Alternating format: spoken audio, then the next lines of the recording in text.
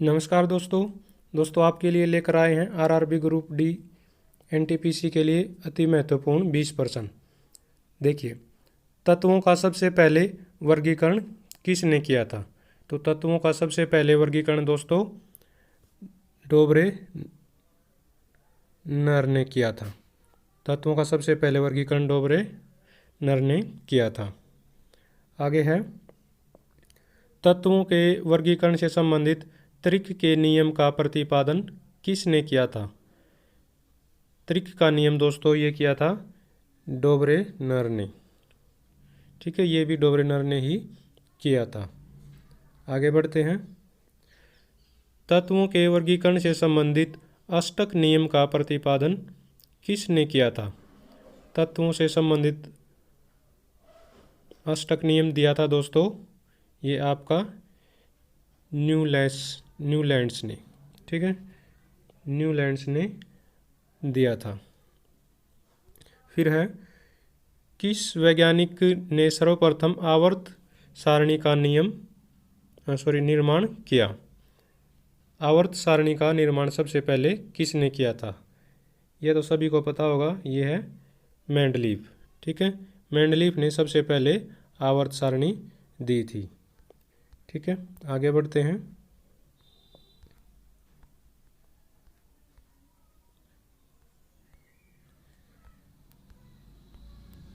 आधुनिक आवर्त नियम का प्रतिपादन किसने किया था? आधुनिक आवर्त नियम का प्रतिपादन किसने किया था? तो ये किया था दोस्तों मोसले ने। किसने किया था? मोसले ने। ठीक है, फिर है, मेंडलीव की आवर्त सारणी में तत्वों के वर्गीकरण का आधार क्या है? तत्वों के वर्गीकरण का आधार है दोस्तों परमाणु द्रव्यमान। मेंडलीव ने परमाणु द्रव्यमान के हिसाब से उनका वर्गीकरण किया था। आधुनिक आवर्त सारणी में तत्वों के वर्गीकरण का आधार क्या है?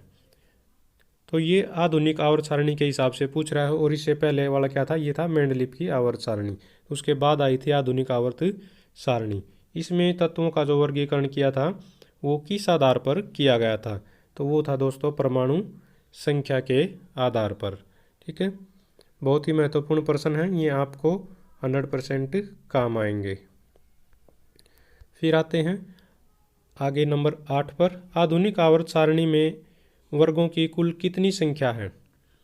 तो आधुनिक आवर्त सारणी में दोस्तों कुल 18 वर्ग हैं। ठीक है, आधुनिक आवर्त सारणी में 18 वर्ग हैं।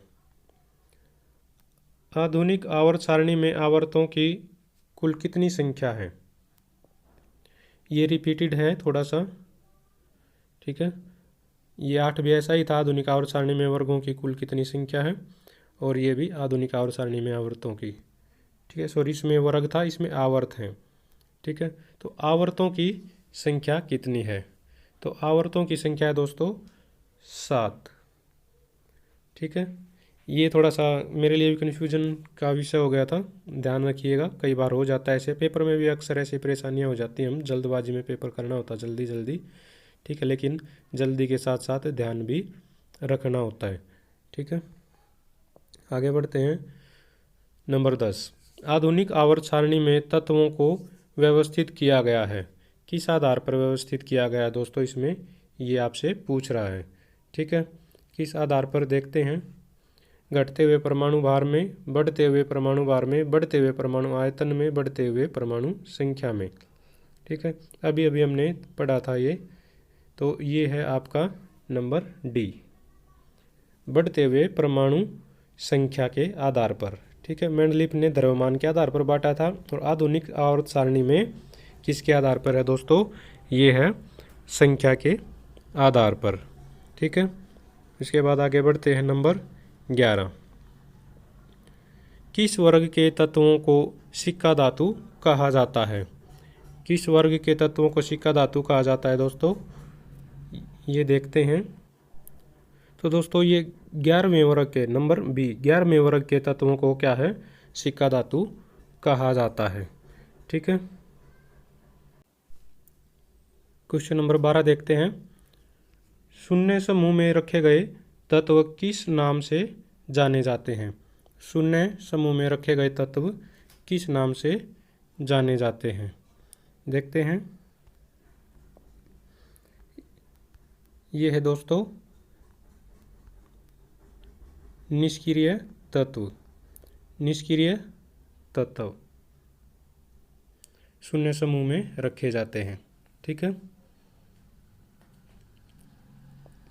फिर है सबसे भारी धातु है। सबसे भारी धातु कौन सी है? सबसे भारी धातु कौन सी है?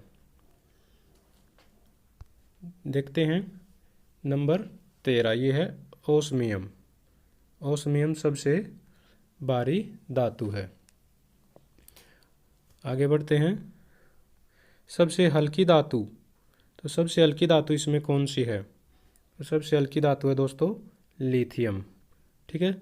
आप लोगों ने सुना भी होगा लिथियम, तो बहुत बार लिथियम आयन बैटरी, जो मोबाइल की बैटरी होती है लिथियम आयन बैटरी होती है वो, ठीक है, उनमें लिथियम होता है। ये हल्का तत्व होता है सबसे। ठीक है। फिर है नंबर 15, निम्न में कौन सा तत्व सर्वाधिक विद्युत ऋणात्मक है? सबसे अधिक विद्युत ऋणात्मक दोस्तों नंबर बी फ्लोरीन।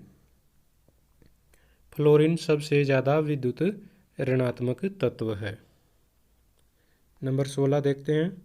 आधुनिक आवर्त सारणी के समूह 1 में मौजूद एकमात्र अधातु कौन सी है? तो अधातु नंबर 1 में समूह में अधातु कौन सी है? ये है हाइड्रोजन। ठीक है। हाइड्रोजन नंबर 1 में आती है, लेकिन वो क्या है? अधातु है। ठीक है। फिर आते हैं नंबर 17 पर। आवर्त सारणी में अधातुओं को किस ओर स्थान दिया गया है? आवर्त सारणी में अधातुओं को किस ओर स्थान दिया गया है? ये है दाहिनी ओर। ठीक है। दाहिनी ओर, जिस हाथ से हम लिखते हैं दायां हाथ। नंबर 18, वे तत्व जो इलेक्ट्रॉन को ग्रहण करते हैं और ऋणात्मक आयन बनाते हैं। वे तत्व जो इलेक्ट्रॉन को ग्रहण करते हैं और ऋणात्मक आयन बनाते हैं, वे हैं दोस्तों अधातु। ठीक है। नंबर 19 देखते हैं। किस वर्ग के तत्वों का गलनांक उच्चतम होता है? ये होता है दोस्तों नंबर सी IVA। ठीक है। IVA जो ग्रुप है उनके तत्वों का गलनांक उच्चतम होता है। और लास्ट प्रश्न है 20वां महाराज का।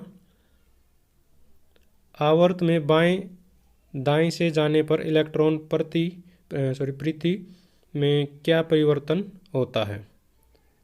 क्या परिवर्तन होता है? ये क्या है? बढ़ती हैं। ठीक है। क्या होती हैं? बढ़ती हैं। तो ये थे दोस्तों आज के 20 महत्वपूर्ण प्रश्न जो आपको लगभग सभी परीक्षाओं में काम आएंगे। और अगर आपको ये वीडियो पसंद आती है तो चैनल को सब्सक्राइब कीजिए, वीडियो को लाइक कीजिए, दोस्तों के साथ शेयर कीजिए। Thank you very much.